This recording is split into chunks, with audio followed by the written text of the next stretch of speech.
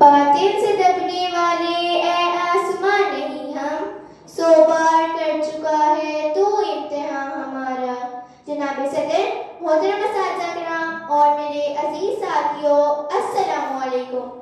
آج مجھے جس موضوع پر لب کشائی کا موقع ملا ہے وہ ہے یوم دفاع پاکستان۔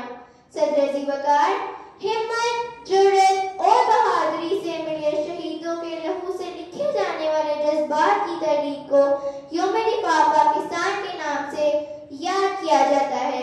اس ملک میں وہ دن بھی آیا تھا کہ جب میرا پڑوسی دشمن ٹینکوں اور توپوں کی فوج لے کر میرے ملک کی سرحدوں تک آ پہنچا تھا۔